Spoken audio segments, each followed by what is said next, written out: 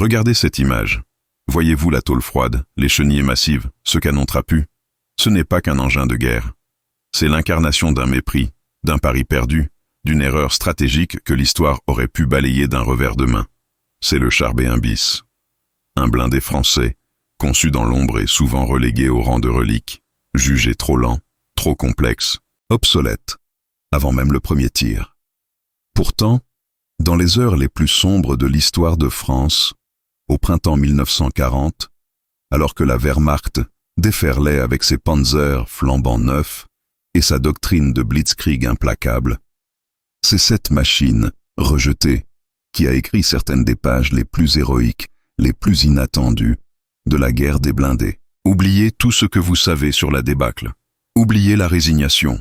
Aujourd'hui, nous allons plonger au cœur d'une bataille où un seul homme, à bord de cette forteresse d'acier, a tenu tête aux meilleurs blindés allemands, prouvant que parfois, l'innovation la plus puissante réside dans la résilience du métal et de l'homme. Mais avant de faire rugir les moteurs et de sentir la poudre, une faveur. Si l'histoire militaire, les machines oubliées et les destins incroyables vous passionnent, abonnez-vous à la chaîne. Cliquez sur « J'aime » pour soutenir ce travail de mémoire. Et surtout, dites-moi dans les commentaires de quel pays et de quelle ville vous regardez cette histoire. C'est un véritable honneur de savoir que notre histoire résonne au-delà de nos frontières. Maintenant, retour à l'acier. Préparez-vous. Le mythe du Panzer est sur le point d'être fissuré. Pour comprendre l'exploit du B1 bis, il faut remonter à sa conception. Une genèse marquée par les cicatrices de la Grande Guerre. La doctrine française, hantée par la boucherie des tranchées, exigeait des chars lourds, lents, conçus principalement pour l'appui-feu d'infanterie et la percée méthodique d'une ligne fortifiée. Le B1, fruit d'un programme lancé dès les années 20, était l'expression même de cette philosophie, une véritable forteresse terrestre. Ses concepteurs avaient privilégié la protection et la puissance de feu. Avec un blindage atteignant par endroits 60 mm d'acier coulé. Là où les premiers Panzer IME-2 n'en offrirent qu'une poignée, le B1 bis était virtuellement invulnérable au canon anti-char allemand, standard de 37 mm au début du conflit. Mais c'est là que résidait aussi son fardeau. Ce char était une usine à gaz technique. Son armement principal, un obusier de 75 mm monté en casemate dans la coque, obligeait le conducteur-tireur à viser en faisant pivoter l'intégralité du char. La tourelle, exiguë, abritait un canon de 47 mm redoutable, mais exigeait que le chef de char accomplisse seul les tâches de commandement, de visée et de tir, une surcharge opérationnelle qui le rendait aveugle au chaos de la bataille. C'est ce manque de modernité, cette lourdeur tactique, qui fit que les stratèges le regardèrent de haut, le considérant comme un dinosaure de l'ère précédente, inadapté à la guerre éclair que l'Allemagne préparait. L'armée française misait sur la supériorité numérique et la ligne Maginot, reléguant le B1 bis au rôle de dernier rempart, plutôt que de fer de lance. Les Allemands, eux, se moquaient de cette machine. Ils misaient sur la vitesse, la communication radio et la coordination aérienne. Leurs Panzer III et IV, bien que moins blindés, étaient plus rapides, disposaient de tourelles pour 2 ou 3 hommes et d'un équipement radio supérieur. En 1940, la supériorité tactique était écrasante, et le B1 bis n'était pour eux qu'un obstacle à contourner. Ils ignoraient que dans le métal froid de ce char résidait une capacité de survie qui allait transformer quelques-unes des premières rencontres en de véritables cauchemars pour la Wehrmacht.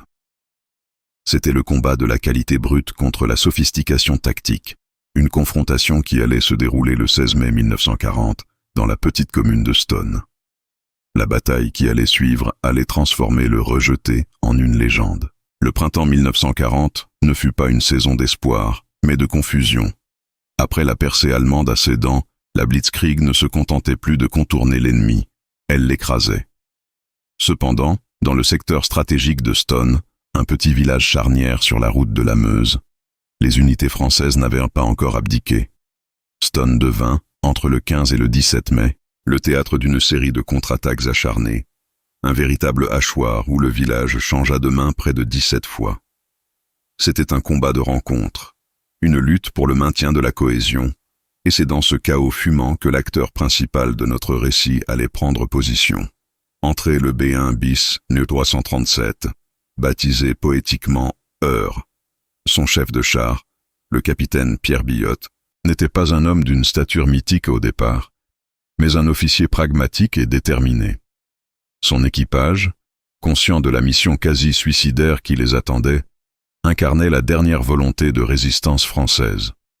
À bord de l'Eure, ils formaient une bulle d'acier au milieu d'un champ de bataille qui se transformait rapidement en déroute. La doctrine française de l'emploi des blindés n'avait pas prévu la vitesse et la coordination des Panzerdivisionen. Mais Billotte, lui, avait compris l'atout unique de son char, sa survie. Il savait que là où la vitesse allemande excellait, le blindage du B1 bis pouvait forcer la confrontation à l'arrêt, transformant une course en un duel. Le 16 mai, l'Eure et sa section reçoivent l'ordre de reconquérir Stone, tombé aux mains du 8e Panzer Regiment. Les Allemands avaient positionné leurs blindés sur les crêtes et les routes d'accès, prêts à anéantir toute contre-offensive. C'est en progressant à travers les premières lignes de défense allemandes que Billotte réalisa l'étendue de l'enjeu. Les tirs ennemis, des explosions sourdes et métalliques, résonnaient contre la coque de l'Eure, mais ne faisaient que rebondir. Les munitions anti-chars de 37 mm, le calibre standard des premiers Panzer III, se révélèrent totalement inefficaces contre les flancs et la face avant du B1 bis. C'était un bruit d'impuissance, une symphonie frustrante pour les canonniers allemands. Mais le véritable danger n'était pas le calibre des canons, mais leur nombre et la tactique d'encerclement. Les panzers opéraient en meute, communiquant par radio pour coordonner leurs attaques, cherchant les points faibles, l'arrière du char, les trappes, ou l'utilisation coordonnée de l'artillerie de campagne. L'Eure s'avançait seule, le fracas de ses chenilles annonçant sa présence comme un défi. Le capitaine Billotte, le visage ruisselant de sueur dans la tourelle exiguë, était l'homme le plus isolé et le plus exposé sur le champ de bataille. Mais il était paradoxalement le plus protégé. Il sentait les impacts, non pas comme des menaces, mais comme des confirmations. Son rejeté tenait, l'heure de la vengeance technique avait sonné. Billotte n'était pas là pour manœuvrer, il était là pour pulvériser. Il était l'exception que la règle allemande n'avait pas prévue. L'aube du 16 mai 1940 à Stone s'était levée sur une scène d'apocalypse mécanique. Le B1 bis Eure avançait dans la rue principale du village, une rue transformée en un couloir de la mort jonché de débris, de véhicules calcinés et de corps. La puanteur de la poudre et de la terre brûlée remplissait l'air. Le capitaine Billotte, observant le monde par l'étroit épiscope, avait déjà repéré la menace principale. Un convoi de Panzer III allemands, soutenu par des canons anti-chars de 37 mm paquet 36, qui tentait de s'établir en position défensive. Pour les Allemands, ce char français était une anomalie dérangeante. Pour Billotte, c'était l'unique chance de survie de son secteur. La confrontation ne fut pas un échange de tirs mesurés, mais un carnage unilatéral. L'Eure ouvrit le feu. Le canon de 47 mm Ventourelle, servi par le chef de char dans un exercice d'agilité et de concentration presque surhumain, cracha sa première munition. Un Panzer III en tête du convoi fut touché de plein fouet, la tourelle sautant sous l'impact. Tandis que l'équipage allemand tentait de s'extraire de leur cercueil d'acier en flammes, Billotte engageait déjà la cible suivante. Les Allemands, surpris par la résistance et la puissance de feu de cet engin qu'ils croyaient archaïque, ripostèrent. Leurs obus, tirés avec une cadence rapide, frappèrent le blindage incliné de l'Eure. Le vacarme dans l'habitacle était assourdissant. Une litanie de coups de marteau infernaux qui témoignaient de l'acharnement des artilleurs ennemis. Chaque impact faisait vibrer la coque, projetant des éclats de peinture brûlée et de métal sur les hommes à l'intérieur. Mais le blindage, le fameux blindage français rejeté, tenait. 37 impacts successifs furent enregistrés ce jour-là sur la carrosserie de l'Eure, sans qu'aucun ne réussisse à perforer le moindre segment vital de la machine. C'était l'échec technique retentissant de l'armement anti-char allemand standard. Alors que le canon de 47 mm s'occupait des blindés légers et moyens à portée, le second atout tactique du B1 bis entra en jeu, l'obusier de 75 mm en casemate. Ce canon, conçu pour démolir les fortifications, était dévastateur contre les véhicules. Billotte ordonna à son tireur-conducteur de pivoter le char, alignant l'obusier sur un nid de canons anti-chars allemands. La déflagration fut terrible, balayant la position ennemie. Le maniement était lent, archaïque, mais la puissance de feu était indiscutable. L'exploit culmina lorsque l'Eure se retrouva face à face avec un Panzer IV, le char le plus lourd de la Wehrmacht à cette époque. Le Panzer IV, avec son canon court de 75 mm, était conçu pour l'appui-feu et non pour le duel anti-char, mais il représentait une menace supérieure. Dans un duel où la vitesse de rechargement et la précision étaient primordiales, Bilotte réussit à tirer le premier. L'impact du 47 mm sur la tourelle du Panzer IV fut suffisant pour paralyser son mécanisme et l'immobiliser. Bilotte enchaîna avec un deuxième tir, puis un troisième, transformant le char allemand en une masse de métal fumante. L'Eure avait non seulement survécu à une attaque coordonnée, mais il avait neutralisé plusieurs blindés ennemis de front.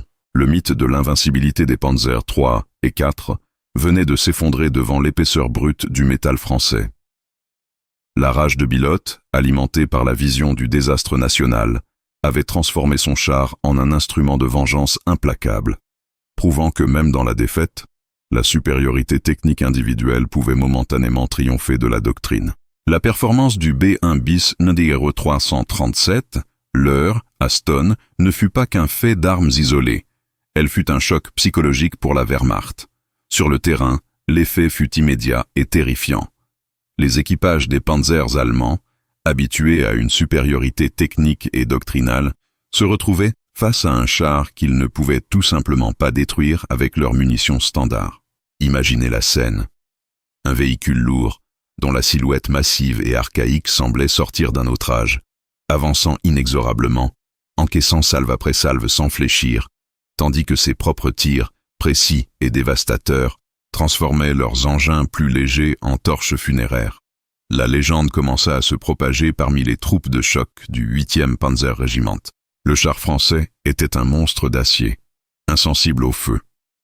Ce qui se déroulait à Stone était la preuve douloureuse que, sur le plan de la protection individuelle, les ingénieurs français avaient vu juste, même si leur doctrine d'emploi des chars était dépassée. L'Eure, ce jour-là, avait tiré pas moins de 300 obus de 47 mm et une quarantaine d'obus de 70 mm, un volume de feu colossal qui témoignait de la détermination surhumaine de l'équipage. Mais ce qui est encore plus frappant, c'est l'analyse réalisée après le combat. Lorsque le char fut enfin mis hors de combat, non pas par un tir direct des panzers, mais par l'usure mécanique et un manque criant de carburant, les experts découvrirent sur sa carrosserie un total stupéfiant de 40 impacts distincts, 40 tentatives d'arrêt, 40 échecs cuisants pour l'industrie d'armement légère et moyenne allemande. Cet incident força les commandants allemands à une réévaluation immédiate et brutale des capacités françaises. Ce n'était plus une simple guerre éclair contre un ennemi démodé. C'était, par endroits, une guerre contre des fortifications mobiles que leurs meilleures armes étaient incapables de percer. La réaction tactique fut de chercher désespérément d'autres moyens d'engager ces mastodontes.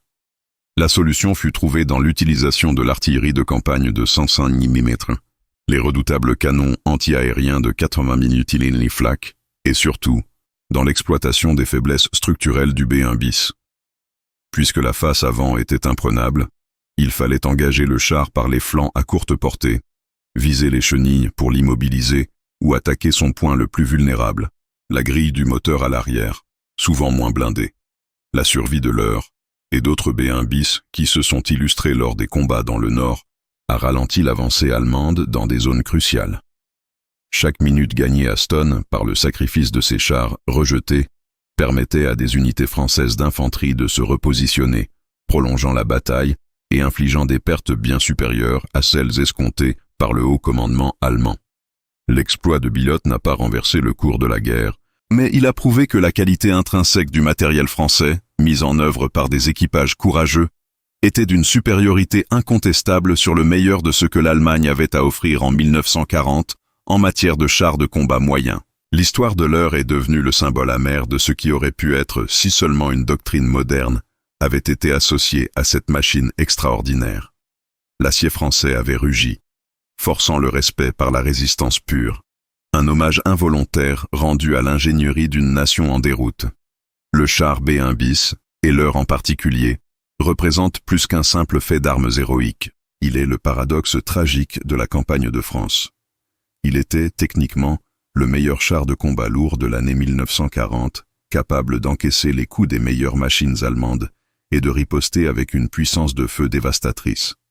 Pourtant, malgré cette supériorité blindée et offensive, l'absence de radio efficace, la surcharge de travail du chef de char et surtout, l'adoption d'une doctrine militaire qui privilégiait la dispersion au lieu de la concentration des forces, ont scellé le destin de la France.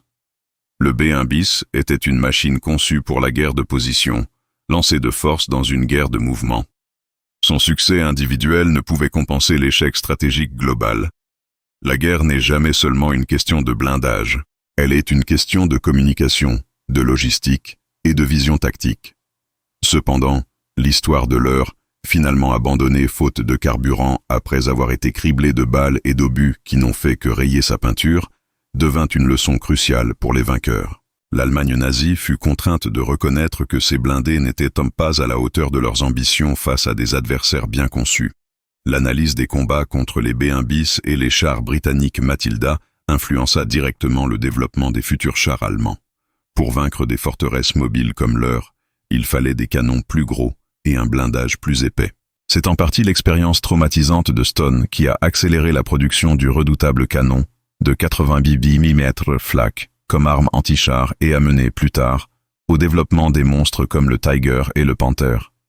Le char rejeté français n'a pas seulement vaincu les Panzers de 1940, il a indirectement forcé l'évolution de toute l'industrie de l'armement blindé allemand pour le reste de la guerre. Le sacrifice de Billotte et de son équipage, l'incroyable survie du char Eure sous un déluge de fer, demeure un témoignage éloquent de la bravoure et de la qualité de l'ingénierie française. Il rappelle à la postérité que même au milieu d'une défaite écrasante, des actes de résistance technique et humaine peuvent surgir, forçant le respect, même chez l'ennemi. Le B1 bis, initialement boudé par ses propres généraux, s'est imposé par sa résilience, transformant une erreur de doctrine en un acte de courage singulier. Son histoire est celle d'une machine qui a prouvé sa valeur, non pas sur les plans de travail des ingénieurs, mais dans l'enfer d'une bataille, contre les meilleurs blindés du monde. L'Eure a cessé de rouler, mais sa légende est gravée dans l'acier. Le combat du capitaine Billotte et de l'équipage de l'Eure prit fin non pas par un tir ennemi, mais par la fatalité de la logistique. Après avoir tenu bon pendant des heures, après avoir décimé des sections entières de Panzers et résisté aux tirs nourris, le moteur du B1 bis commença à tousser. Le carburant était épuisé. Le char s'immobilisa, non loin des ruines qu'il avait lui-même contribué à créer, une masse d'acier invulnérable mais inerte. Face à l'impossibilité de poursuivre le combat ou de reculer, Billotte et ses hommes reçurent l'ordre d'abandonner leur forteresse. Ils désactivèrent les systèmes vitaux et sabordèrent les armes restantes, s'extirpant de l'habitacle exigu pour rejoindre, à pied et sous le feu intermittent de l'ennemi, les lignes françaises en retraite. Leur survie était un miracle après tant d'heures passées dans le chaudron de Stone.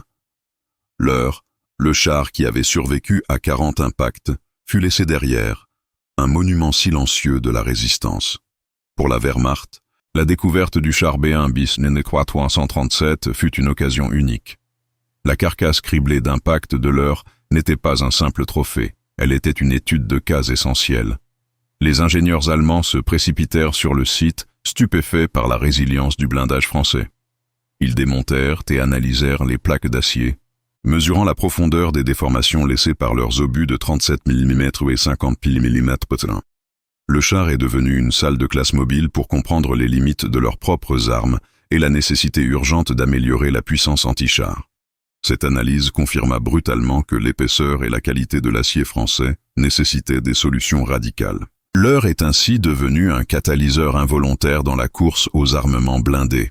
Les Allemands, après réparation, utilisèrent d'ailleurs les B1 bis capturés sous leur propre drapeau, les désignant comme Panzerkampfwagen B2 740F, reconnaissant implicitement la qualité du châssis. Quant au capitaine Billotte, il continua à servir avec distinction après l'armistice. Son exploit à Stone fut reconnu, et il devint un symbole de la résistance individuelle face à la débâcle. Son histoire et celle de son char résonnent encore aujourd'hui comme le témoignage que le matériel français, bien que mis en œuvre par une doctrine dépassée, était souvent d'une supériorité technique indiscutable. Le destin de l'Eure, capturé, étudié, puis réutilisé par l'ennemi, symbolise la récupération amère de l'innovation française par la machine de guerre allemande. Le silence de Stone recouvrait non seulement la fin d'une bataille, mais aussi la fin d'une ère pour la conception des blindés. Le destin du char B1 bis et l'exploit singulier de l'Eure Aston ne fut pas seulement un point d'orgue isolé dans la déroute de 1940. Il est devenu, a posteriori, un cas d'école essentiel qui a remodelé la pensée stratégique et l'ingénierie des blindés pour les années à venir.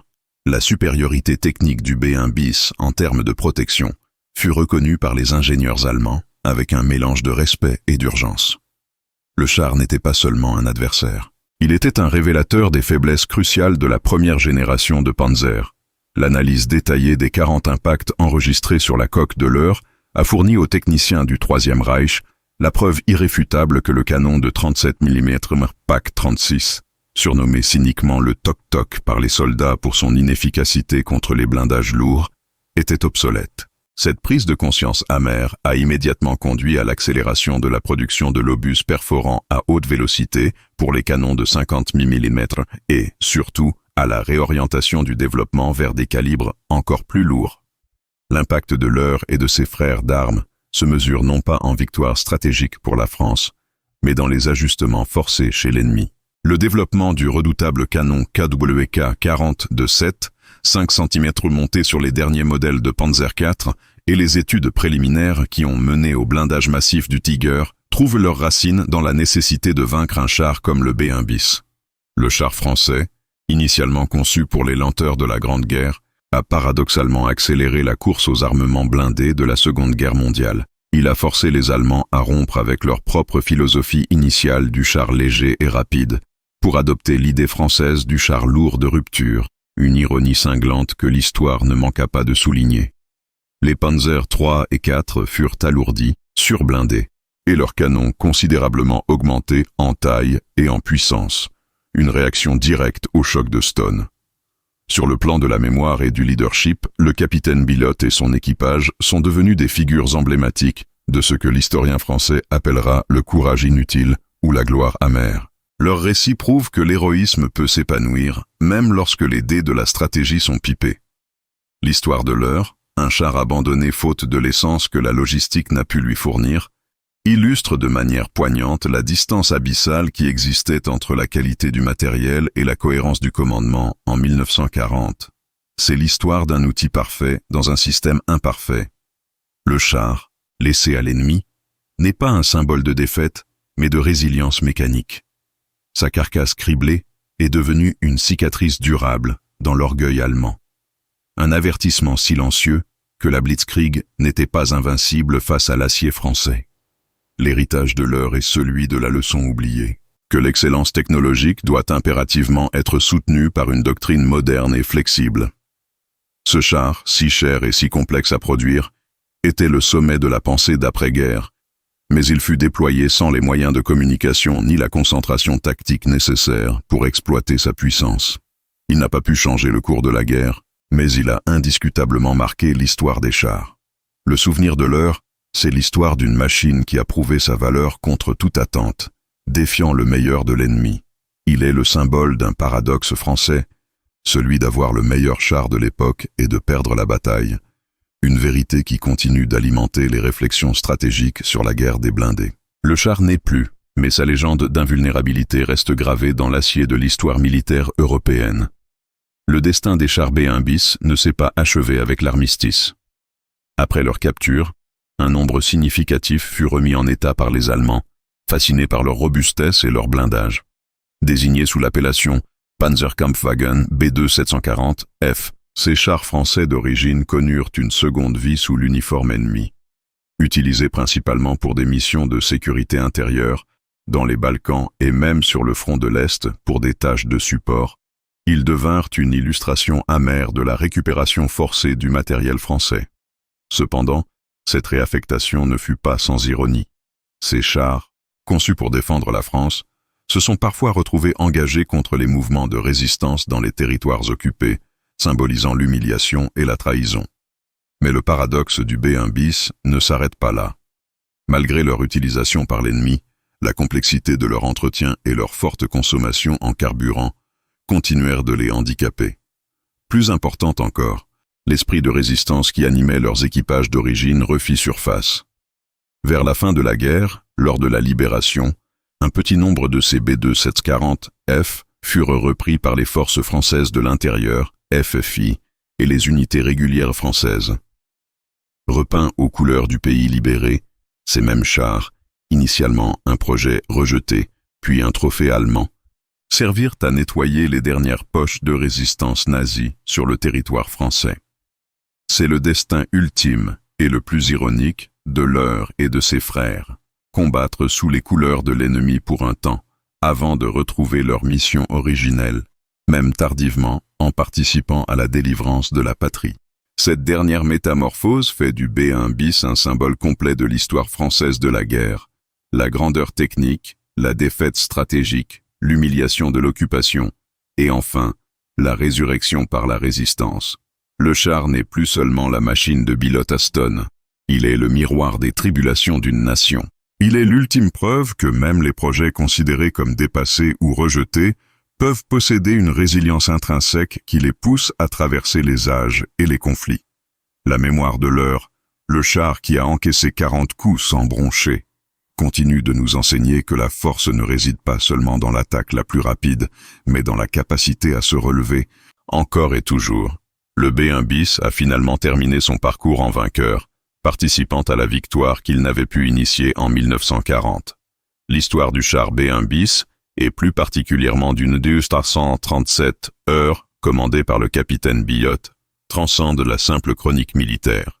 Elle est une parabole de la qualité technique gâchée par l'erreur stratégique. Les 60 tonnes d'acier, les 2 canons, et la complexité mécanique de ce char représentaient le summum de l'ingénierie française de l'entre-deux-guerres.